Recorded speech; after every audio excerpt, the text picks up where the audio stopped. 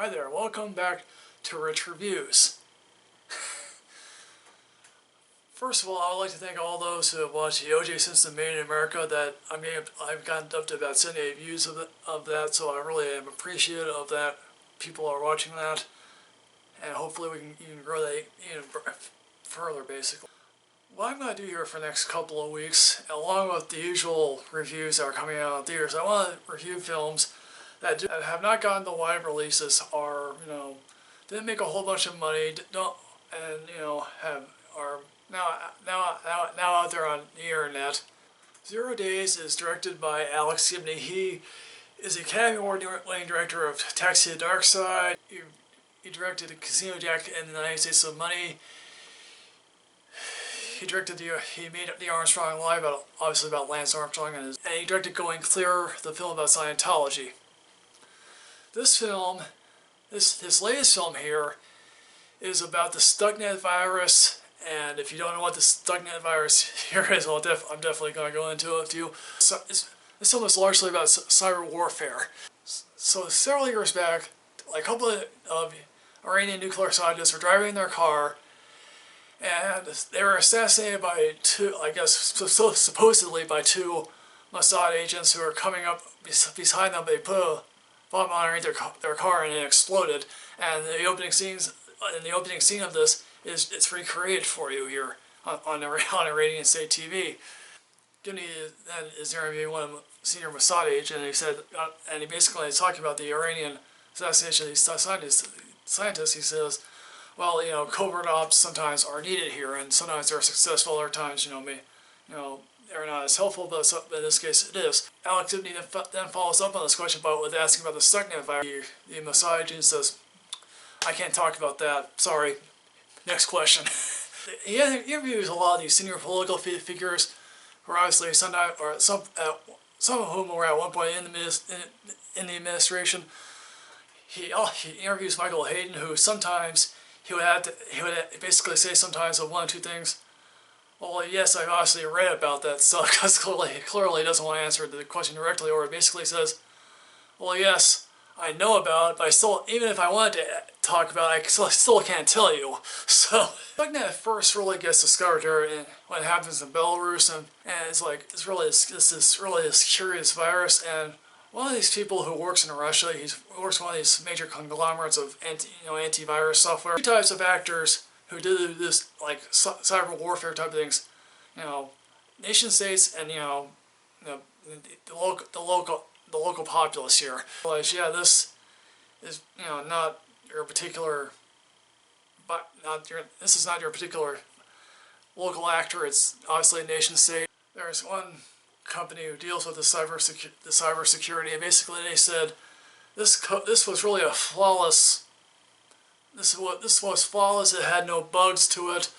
It targeted specific software, and the people who work at this semantic security company, they fully begin to realize what they were dealing with here, and they realize maybe they suspect themselves of someone is listening into their phone calls, and they sometimes joke that if someone's ever found dead in their company, they realize maybe it not be a suicide, or maybe when it comes to this Stuxnet virus, this was it was a covert action.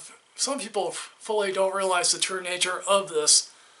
Even today, they don't really fully realize it. So part of the story here involves the Iranian nuclear program, and again, this whole thing is about the Iranian nuclear program, because otherwise there won't be a film about the Stuxnet virus here. The Iranian nuclear program is basically dated back all the way to the Nixon administration, because Nixon clearly thought, hey, guess what?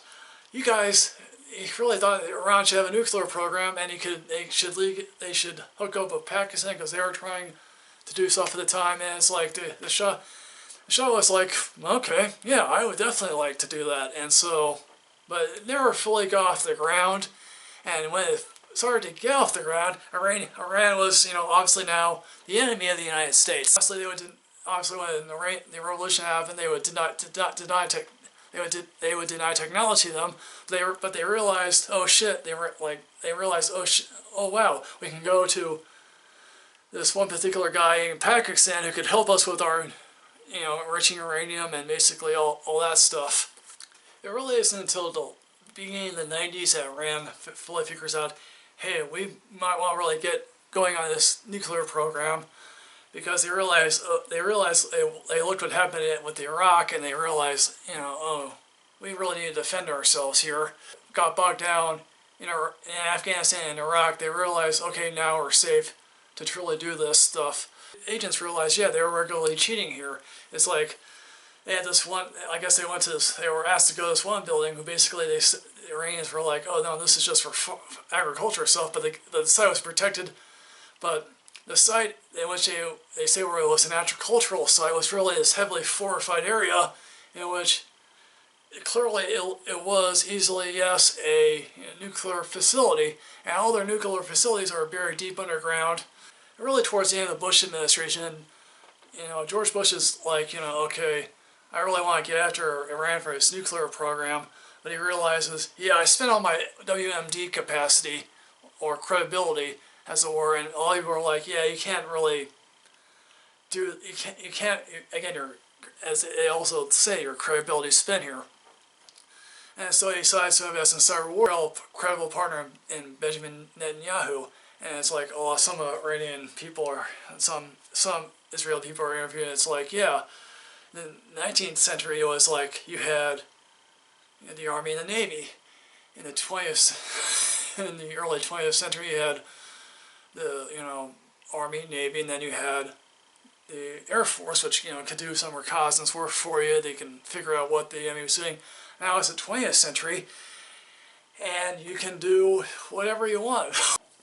So basically here, the coding for this Stuxnet virus, is done by different groups, but it's basically shared within, like, the NSA and Cyber Command here. And basically, here's the funny thing. They share the same building together. And so it's like, on one hand, one wants to do something, but doesn't have the authority, and like this other hand wants to do something, but it doesn't have authority, so they basically overlap each other. And here's the thing, they didn't call it Stuxnet, which is the computer virus that was called. They call it by the malware thing, which is called Olympic Games. Yes, they called it Olympic Games for some bizarre reason. The Stuxnet virus here, they release it on, the centrifuges of the Iranian nuclear program. And it's funny, there's one picture of Mahmoud Ahmadinejad. He's looking at this computer for, like, obviously the stuff that, that's on this, because of, weapons things. And it's like, there's one guy in the background, he's a nuclear scientist, but in this picture, a few months later, he's assassinated. When it comes to the NSA, though, it's like it's like the cybersecurity people of the NSA of some way. It's like, they're a mixture of, geeks, and, recent Iraqi veterans who thought they could make a difference here.